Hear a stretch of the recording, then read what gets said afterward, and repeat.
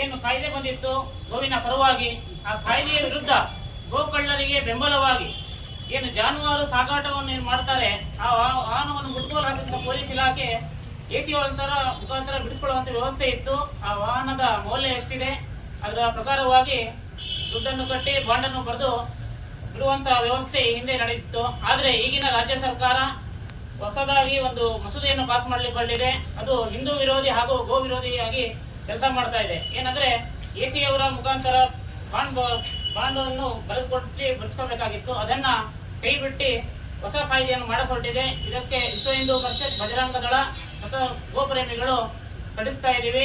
ಇದು ಸಾಂಕೇತಿಕವಾಗಿ ಇವತ್ತು ಪ್ರತಿಭಟನೆ ನಡೀತಾ ಇದೆ. ಕಳೆದ ಮುಂದಿನ ವಾರದಲ್ಲಿ ಬಹು ದೊಡ್ಡ ಹೋರಾಟವನ್ನು ವಿಶ್ವ ಹಿಂದೂ ಪರಿಷತ್, ಬಜರಂಗ ದಳ ರೂಪಿಸ್ತಾ ಇದೆ ಅಂತ ಈ ಮೂಲಕ ಹೇಳ್ತಾ ಇದ್ದೇನೆ. ಹಾಗೆ ಈ ಒಂದು ವಿಚಾರವಾಗಿ ಆಪು ನಾರಾಯಣಪ್ಪನವರು ಸಂಘದ ಹಿರಿಯರವರು ಮಾತಾಡ್ತಾರೆ. ಸರ್ಕಾರದ ಧೋರಣೆಗಳನ್ನು ನೋಡಿದರೆ ಹಿಂದೆ BJP ಸರ್ಕಾರ ಇದ್ದಾಗ ಗೋ ಸಾಕಣೆ ಮಾಡುವವರಿಗೆ ದಿನಕ್ಕೊಂದು 100 ರೂಪಾಯಿಯಂತೆ ಒಂದು ಗೋವಿಗೆ ಅವರು ಸಹಾಯವನ್ನು ಮಾಡಿದರು. ಒಂದಿಷ್ಟಾರು ಗೋ ಸಂತತಿ ಉಳಿಯುತ್ತೆ ಅಂತ ನಾವು ಅಂದ್ಕೊಂಡ್ವಿ. ಈ ಸರ್ಕಾರ ಅಧಿಕಾರಕ್ಕೆ ಬರ್ತಿದ್ದ ಹಾಗೇನೆಯ ಗೋ ರಕ್ಷಣೆಗೋಸ್ಕರ ಇದ್ದಂಥ ಹಣವನ್ನು ಒಂದು ಪೈಸನೂ ಕೊಡದೆ ಅದರ ಪೂರ್ತಿ ತಡೆ ಹಿಡಿಯಲಾಯಿತು. ಈಗ ಅದು ಸಾಲದೆ ಹೇಳಿ ಹಿಂದೆ ಗೋರಕ್ಷಣೆಗೋಸ್ಕರವಾಗಿ ನಾನಾ ರೀತಿಯಲ್ಲಿ ಆಲೋಚನೆಗಳನ್ನು ಮಾಡಿ ಚರ್ಚೆಗಳನ್ನು ಮಾಡಿ ಏನು ಕಾನೂನು ಮಾಡಲಾಗಿತ್ತು. ಇವತ್ತು ಆ ಕಾನೂನಿನಲ್ಲಿ ಅನೇಕ ತಿದ್ದುಪಡಿಗಳನ್ನು ತಂದು ಅದರ ಮುಖಾಂತರವಾಗಿ ಗೋವುಗಳನ್ನು ಬಹು ಸುಲಭವಾಗಿ ಸಾಗಣೆ ಮಾಡುವಂತಹದ್ದು, ಬಹು ಸುಲಭವಾಗಿ ಕಸಾಯಿಖಾನೆಗೆ ಕಳಿಸುವಂತಹದ್ದು, ಇದಕ್ಕೆ ಈ ಸರ್ಕಾರ ಅನುಕೂಲ ಮಾಡಿಕೊಡ್ತಾ ಇದೆ. ನಮ್ಮ ದೇಶ ಗೋ ಕೃಷಿ ಆಧಾರಿತ ದೇಶ. ಇದು ಸಾವಿರಾರು ವರ್ಷಗಳು ನಾವು ಕೃಷಿ ಮಾಡಿದ್ದೀವಿ. ಸಾವಿರಾರು ವರ್ಷಗಳ ಭೂಮಿಯ ಫಲವತ್ತತೆಯನ್ನು ನಾವು ರಕ್ಷಣೆ ಮಾಡ್ಕೊಂಡಿದ್ದೀವಿ. ಅದಕ್ಕೆ ಮೂಲ ಕಾರಣ ಗೋವು. ನಮ್ಮದು ಋಷಿ ಸಂಸ್ಕೃತಿ ಹೌದು, ಕೃಷಿ ಸಂಸ್ಕೃತಿ ಹೌದು, ಗೋ ಸಂಸ್ಕೃತಿ ಹೌದು. ಹಾಗಾಗಿ ಭೂಮಿ ಬರಡಾಗದೆ ಉಳಿದಿತ್ತು.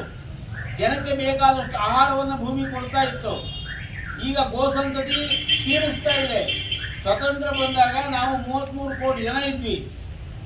ಈ ದೇಶದಲ್ಲಿ 125 ಕೋಟಿ ಗೋವುಗಳಿದ್ವು. ಇವತ್ತದು 25 ಕೋಟಿ ಗೋವುಗಳಿದ್ರೆ ನಾವು 140 ಕೋಟಿ ಜನ ಆಗಿದ್ದೀವಿ.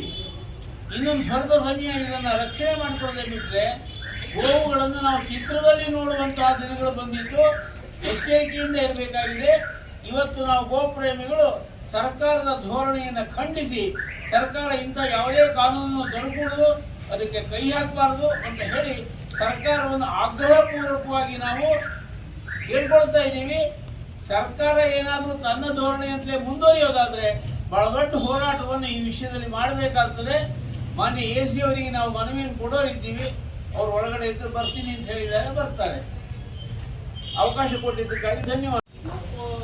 ಒಂದು ಹೆಜ್ಜೆ ಅಷ್ಟೇ. ಇದೇನಾದರೂ ಇವತ್ತಿನ ಅಧಿವೇಶನದಲ್ಲಿ ಏನಾದರೂ ಜಾರಿ ತಂದರೆ ಅವರು ಖಂಡಿತವಾಗ್ಲೂ ಎಲ್ಲ ಕರ್ನಾಟಕದ ಎಲ್ಲ ಕಡೆ ಹೋರಾಟ ಖಂಡಿತವಾಗ್ಲೂ ವಿಶ್ವ ಸರ್ಕಾರ ಹಮ್ಮಿಕೊಳ್ಳುತ್ತೆ.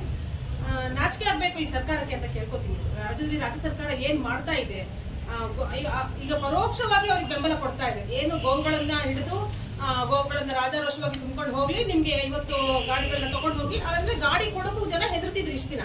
ಯಾಕಂದ್ರೆ ಬಾಂಡ್ಗಳನ್ನ ಇಟ್ಟು ರಿಸ್ಕ್ ಆಗುತ್ತೆ, ನಮಗೆ ಸ್ಟೇಷನ್ ಬಿಡಿಸ್ಕೊಬರೋ ತೊಂದರೆ ಆಗುತ್ತೆ ಅನ್ನೋ ಒಂದು ಕಾರಣಕ್ಕೆ ಗಾಡಿ ಕೊಡೋಕೆ ಜನ ಹೆದರ್ತಿದ್ರು. ಇನ್ನು ಗಾಡಿನ ಆರಾಮ ಕೊಡ್ತಾರೆ, ಇನ್ನು ಯಾವುದೇ ತರದ ತೊಂದರೆಗಳಿರಲ್ಲ, ಬಿಡಿಸ್ಕೊ ಬರ್ಬೋದು. ಇವರು ಒಂದು ಅನುಕೂಲ ಮಾಡ್ಕೊಟ್ಟಂಗೆ ಆಗಿಲ್ವಾ? ಇದು ಜನಸಾಮಾನ್ಯರು ಯೋಚನೆ ಮಾಡಬೇಕು. ಈ ಒಂದು ಕಾನೂನು ಹೊರಗಡೆ ಬಂದ್ರೆ ಗೋಕಳ್ಳರಿಗೆ ಇನ್ನೂ ಕೂಡ ನಾವು ಅನುಕೂಲ ಮಾಡ್ಕೊಟ್ಟಂಗೆ ಆಗಿಲ್ವಾ? ನಾವು ನಿನ್ನೆ ತಾನೇ ನೋಡ್ತಾ ಇದ್ದೀವಿ. ನಿನ್ನೆ ರಾತ್ರಿ ಕೂಡ ಗೋವಿನ ತುಂಬಿದ್ದಾರೆ ರಿಪ್ಪನ್ಪೇಟೆಯಲ್ಲಿ ಆಗಿರೋಂಥ ಕಡೆ ಸಾಕಷ್ಟು ಜನರಿಗೆ ಗೊತ್ತಿದೆ. ಒಂದು ದನ ಹಾರ್ಕೊಂಡಿದೆ, ಅದರಿಂದ ಆದಂತಹ ದಾರ ಕಟ್ಟಿರೋದು ಹಾಗೆ ಇದೆ. ಅದನ್ನ ಎಳ್ಕೊಂಡು 10 ಕಿಲೋಮೀಟರ್ ಎಳ್ಕೊಂಡು ಹೋಗಿದ್ದಾರೆ. ಆ ದನ ಅಲ್ಲೇ ಪ್ರಾಣ ಬಿಟ್ಟಿದೆ. ಅದೇ ಇವರಿಗೆ ಆ ಒಂದು ಕರುಣೆ ಅನ್ನೋದೇ ಇಲ್ವಾ? ಯಾಕೆ ಸಿದ್ದರಾಮಯ್ಯನವರು ಏನು ಕರ್ನಾಟಕ ಸರ್ಕಾರದಲ್ಲಿ ಇದಾರಲ್ಲ, ಸಿದ್ದರಾಮಯ್ಯ ನೇತೃತ್ವದ ಸರ್ಕಾರದಲ್ಲಿ ಯಾರು ಕೂಡ ಗೋವಿನ ಹಾಲನ್ನು ಕೂಡ ಬೆಳೆದಿಲ್ವಾ? ನಿಮ್ಮ ಮನೆಗಳಲ್ಲಿ ಗೋವಿನ ಉತ್ಪಾದನೆಗಳನ್ನು ನೀವು ಬಳಸೋದಿಲ್ವಾ? ಹಾಗಾದ್ರೆ ನಿಮಗೆ ಒಂದು ಸ್ವಲ್ಪ ಮನುಷ್ಯತ್ವ ಇಲ್ವಾ? ಹಾಗಾದ್ರೆ ನಿಮ್ಗೆ ಏನಾದ್ರೂ ಒಂದು ಕಿಂಚಿತ್ತಾದ್ರೂ ನಿಮಗೆ ಗೋವಿನ ಬಗ್ಗೆ ಒಂದು ನಿಮ್ಮ ತಂದೆ ತಾಯಿಗಳಿಗೆ ಎಷ್ಟು ಗೌರವ ಇದೆ, ಅಷ್ಟೇ ಒಂದು ಪೂಜೆ ಭಾವನೆಯಲ್ಲಿ ನಾವು ಗೋವುಗಳನ್ನ ನೋಡ್ತೀವಿ ಹಿಂದೂಗಳು. ನೀವು ಏನನ್ನ ಹೇಳಕ್ಕೆ ಹೊರಟಿದ್ದೀರಾ? ಇದನ್ನೆಲ್ಲದನ್ನು ಕೇಳ್ಕೊಂಡು ಕಾಂಗ್ರೆಸ್ನಲ್ಲಿ ಬೇಕಾದಷ್ಟು ಜನ ಹಿಂದೂ ಶಾಸಕರಿದ್ದಾರೆ. ನೀವೆಲ್ಲ ಯಾಕೆ ಬಾಯಿ ಮುಚ್ಕೊಂಡಿದ್ದೀರಾ? ಕೇವಲ ಒಂದು ಧರ್ಮಕ್ಕೋಸ್ಕರ, ಧರ್ಮದ ಓಲೈಕೆಗೋಸ್ಕರ ರಾಜ್ಯ ಸರ್ಕಾರ ಇದೆಯಾ ಅಂತ ನನಗೆ ಅನುಮಾನ ಆಗ್ತಾ ಇದೆ. ಮಾದೇವಪ್ಪನವರು ಸಮಾಜ ಕಲ್ಯಾಣ ಸಚಿವರು ಅವರು ಒಂದು ಮಾತು ಹೇಳ್ತೀನಿ, ಇವತ್ತು ಪೇಪರ್ ಓದಿದೆ ನಾನು. ಎಲ್ಲ ಕಡೆ ಶಾಲೆಗಳಲ್ಲಿ ಭಗವದ್ಗೀತೆನ ನಾವು ಪಠಣ ಮಾಡಬೇಕು ಅಂತ ಹೇಳಿ ಕುಮಾರಸ್ವಾಮಿಯವರು ಒಂದು ಹೇಳಿಕೆ ಕೊಟ್ಟಿದ್ದಾರೆ. ಅದಕ್ಕೆ ಹೇಳ್ತಾರೆ ಭಗವದ್ಗೀತೆ ಕಲಿಸೋದ್ರಿಂದ ಕಾನೂನು ಸಂವಿಧಾನದ ವಿರೋಧ ಮಾಡ್ದಂಗೆ ಆಗತ್ತೆ. ಮಕ್ಕಳಲ್ಲಿ ವಿಷಕಾರಿ ಬುದ್ಧಿಗಳನ್ನ, ಅದು ಮಕ್ಕಳಿಗೆ ವಿಷಕಾರಿ ಆಗತ್ತೆ ಇದು ಭಗವದ್ಗೀತೆ ಅನ್ನೋ ಒಂದು ಇದನ್ನ ಹೇಳಿದ್ದಾರೆ ಅವರು. ಎಲ್ಲಿ ಹಾಗಾದ್ರೆ ನಿಮ್ಗೆ ಧೈರ್ಯ ಇದ್ರೆ ಹೇಳಿ ನೋಡೋಣ, ಯಾವುದೇ ಚರ್ಚ್ಗಳಲ್ಲೂ ಯಾವುದೇ ಮಸೀದಿಗಳಲ್ಲೂ ಕುರಾನ ಬೋಧನೆ ಮಾಡಬೇಡಿ ಅಂತ. ಭಗವದ್ಗೀತೆ ಮಾಡಿದ್ರೆ ಇದು ವಿಷ ವಿರುದ್ಧ ಆಗುತ್ತೆ ಸಮಾಜದ ಮಧ್ಯದಲ್ಲಿ ಅಂತ ನಿಮ್ಗೆ ಅನ್ಸಿದ್ರೆ ನೀವು ಹಾಗಾದ್ರೆ ಧೈರ್ಯವಾಗಿ ಹೇಳಿ ನೋಡೋಣ. ಅಲ್ಪಸಂಖ್ಯಾತ ನಿಮ್ಗೆ ಹೇಳಲಿಕ್ಕಾಗತ್ತಾ? ಯಾಕೆ ಹಿಂದೂಗಳು ಏನೇ ಹೇಳಿದ್ರು ಕೂಡ ಕೇಳ್ಕೊಂಡು ಸುಮ್ಮನೆ ಇರ್ತೀವಿ ಅಂತ ನೀವು ಈ ಥರ ಕಾನೂನುಗಳನ್ನ ಹೊರಗಡೆ ತರ್ತಾ ಇದ್ದೀರಾ?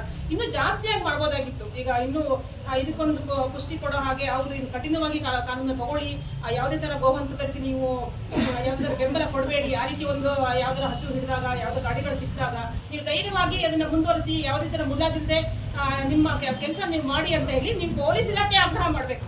ಪೊಲೀಸ್ ಇಲಾಖೆಗೆ ಆಗ್ರಹ ಮಾಡೋದನ್ನ ಬಿಟ್ಟು ನೀವು ಕಾನೂನು ಸಡಿಲಗೊಳಿಸಕ್ಕೆ ಹೊರಟಿದ್ದೀರಾ. ಇದು ಮುಂದಿನ ದಿನಗಳಲ್ಲಿ ಇದೇ ತರ ಕಂಟಿನ್ಯೂ ಆದ್ರೆ ಖಂಡಿತವಾಗಿ ಉಗ್ರ ಹೋರಾಟ ಬಜರಂಗ ದಳ ವಿಶ್ವ ಪರಿಷತ್ ಕಡೆಯಿಂದ ಹಾಗೆ ಆಗತ್ತೆ ಅಂತ ನಾನು ಹೇಳ್ಕೊತೀನಿ. ನಮಸ್ತೆ. ಯಾವ ಜಾನುವಾರು ಸಂರಕ್ಷಣೆ ಕಾಯ್ದೆಯನ್ನು ಹಿಂದಿನ ಸರ್ಕಾರ ಜಾರಿಗೆ ತಂದಿತ್ತು, ಅದರಲ್ಲಿ ಒಂದು ಪ್ರಬಲವಾಗಿರ್ತಕ್ಕಂಥ ಕ್ಲಾಸ್ ಅಂದ್ರೆ ಸೆಕ್ಷನ್ ಇತ್ತು. ಯಾವುದಾದ್ರು ವೆಹಿಕಲ್ ಅನ್ನ ಜಾನುವಾರು ಪ್ರತಿಬಂಧಕ ಕಾಯ್ದೆ ಕೆಳಗಡೆ ಅದನ್ನ ಸೀಸ್ ಮಾಡಿದ್ರೆ ಪೊಲೀಸ್ನವರು AC ಆಫೀಸ್ ಮುಂದೆ ಪ್ರೊಡ್ಯೂಸ್ ಮಾಡ್ತಾ ಇದ್ರು. ಅದನ್ನ ಬಿಡಿಸ್ಬೇಕು ಅಂತ ಹೇಳಿದ್ರೆ ಆ ಒಂದು ವಾಹನದ ಮೌಲ್ಯ, ಉದಾಹರಣೆ ಒಂದು ಆಟೋದ 2 ಲಕ್ಷ ರೂಪಾಯಿ ಮೌಲ್ಯ ಇದೆ ಅಂದ್ರೆ ಬ್ಯಾಂಕ್ ಗ್ಯಾರಂಟಿಯನ್ನ ಅವ್ನು ಡೆಪಾಸಿಟ್ ಮಾಡಿ ಗ್ಯಾರಂಟಿಯನ್ನು ಕೊಡಬೇಕಾಯಿತು. 2 ಲಕ್ಷ ರೂಪಾಯಿ ಮೌಲ್ಯವನ್ನು ಗ್ಯಾರಂಟಿ ಕೊಟ್ಟು ಕೇಸ್ ಮುಗಿಯೋ ತನಕ ವೆಹಿಕಲ್ ಮಾರಾಟ ಮಾಡಿದ್ರೆ ಕೇಸ್ ಬಿಡುಗಡೆ ಆದ್ಮೇಲೆ ಬಾಂಡ್ ಮೊತ್ತವನ್ನು ವಾಪಸ್ ಕೊಡ್ತಾ ಇದ್ರು. ಈ ರೀತಿಯಾಗಿರ್ತಕ್ಕಂಥ ಆ ಒಂದು ಡೆಪಾಸಿಟ್ ಏನಿತ್ತು ಅದನ್ನ ಕ್ಲಾಸ್ ಅನ್ನ ತೆಗಿಲಿಕ್ಕೆ ಕೊಟ್ಟಿದ್ದಾರೆ. ಈ ಮೂಲಕ ಏನು ಅಂತ ಹೇಳಿದ್ರೆ ನೀವು ಗೋವನ್ನು ಸಾಗಾಟ ಮಾಡ್ಬೋದು ಕಡತಲೆ ಮಾಡಲಿಕ್ಕೆ ಅಂತಕ್ಕಂಥ ಮೆಸೇಜ್ ಅನ್ನ ಪಾಸ್ ಮಾಡಬೇಕು. ಮತ್ತೆ ಎಲ್ರಿಗೂ ಗೊತ್ತಿರೋದು ರಾಜ್ಯ ಸರ್ಕಾರ ಸಂಪೂರ್ಣವಾಗಿ ಎಲ್ಲ ಇದರಲ್ಲೂ ವಿಫಲ ಆಗಿದೆ. ಯಾವುದೇ ಅಭಿವೃದ್ಧಿ ಇಲ್ಲ, ಯಾವುದೇ ಸರ್ಕಾರಿ ಕಚೇರಿ ನೌಕರಿ ಇಲ್ಲ, ಅಪಾಯಿಂಟ್ಮೆಂಟ್ ಇಲ್ಲ, ಯಾವುದೂ ಇಲ್ಲ. ಆದರೆ ಡೈವರ್ಟ್ ಮಾಡೋಕಲ್ಲ ಪ್ರತಿ ಬಾರಿ ಒಂದು ವಿಷಯವನ್ನ. ಒಂದು ದಿವಸ RSS ಹಿಡ್ಕೊಂಡ್ರು, ಈಗ ಈ ಒಂದು ಪ್ರತಿಬಂಧಕ ಕಾಯ್ದೆ ತಂದು ವಿಷಯವನ್ನು ಡೈವರ್ಟ್ ಮಾಡಬೇಕು. ಸರ್ಕಾರದ ಆಗ್ತಕ್ಕಂಥ ಲೂಪ್ ಹೋಲ್ಸ್ಗಳು ಜನರಿಗೆ ಗೊತ್ತಾಗಬಾರ್ದು ಅಂತಕ್ಕಂಥದ್ದು. ಹಾಗಾಗಿ ಈ ಕಾಯ್ದೆಯನ್ನ ವೀಕ್ ಮಾಡ್ತಕ್ಕಂಥ ಒಂದು ಪ್ರಕ್ರಿಯೆಗೆ ಕೈ ಹಾಕಿದೆ. ಇದನ್ನು ಯಾವುದೇ ಕಾರಣಕ್ಕೂ ಮಾಡಬಾರ್ದು. ಯಾಕೆ ಹೇಳ್ತೀನಿ ಅಂತ ಹೇಳಿದ್ರೆ ನಿಮಗೆ ಗೊತ್ತಿರ್ಬೋದು, ಒಂದು ಕಾಡಲ್ಲಿ ಒಂದು ಸಾಗುವಾನಿನೋ ಬೀಟೆ ಮರ ಕಡಿದ್ರು ಕೂಡ ಫಾರೆಸ್ಟ್ ಆಫೀಸ್ ಪ್ರೊಡ್ಯೂಸ್ ಮಾಡ್ತಾರೆ. ಅವಾಗ ಕೂಡ ಆ ಒಂದು ಮೌಲ್ಯವನ್ನ ಕಟ್ಟಿ ವಾಹನವನ್ನು ಬಿಡಿಸ್ಕೋಬೇಕಾಗುತ್ತೆ. ಇನ್ನು ವೈಲ್ಡ್ ಲೈಫ್ ಪ್ರೊಟೆಕ್ಷನ್ ಇದೆ, ಅದರಲ್ಲಿ ಒಂದು ಮಂಗನ್ ಕೂಡ ಹಿಡಿಯಂಗಿಲ್ಲ. ರೈತರಿಗೆ ಅಷ್ಟು ಕಾಟ ಕೊಡ್ತಾ ಇದೆ ಎಲ್ಲಿ ನಮ್ಮ ಭಾಗದಲ್ಲಿ.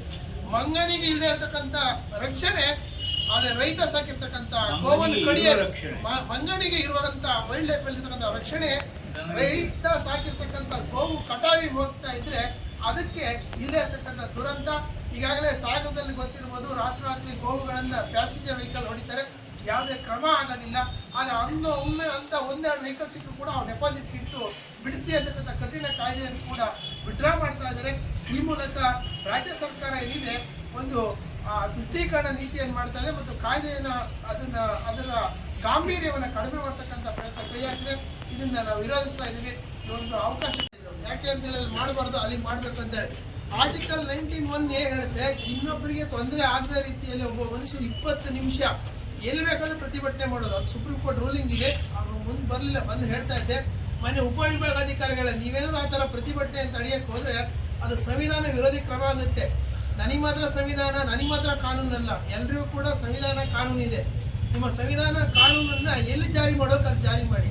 ನಿಮ್ಮ ಸಂವಿಧಾನ ಕಾನೂನನ್ನ ಮಾರಿ ಗುಡಿ 4 ಜನ ಆಡಳಿತ ಮಾಡಿದ್ರೆ ಬಂದೋಬಸ್ತ್ ಮಾಡೋಕ್ಕಾಗಲ್ಲ, ನಮ್ಮನ್ನು ಬಂದೋಬಸ್ತ್ ಮಾಡ್ತಾ ಇದ್ದೀರಾ. ದಯಮಾಡಿ ಹೇಳ್ತೀನಿ, ಸಾಗರ ಅಂದ್ರೆ ಇದು ಒಂದು ಏನು ಅಡ್ವಾನ್ಸ್ ಇರ್ತಕ್ಕಂಥ ಜನರಿಗೆ ಪ್ರತಿಭಟನೆ ಅನ್ಯಾಯದಾಗ ಪ್ರತಿಭಟನೆ ಮಾಡ್ತಾರೆ. ಆ ಮೂಲಕ ಜನರಿಗೆ ನಿಜವಾದ ಸ್ವಾತಂತ್ರ್ಯ ಸಂವಿಧಾನದ ಹಕ್ಕನ್ನು ಹೇಳ್ತಾರೆ.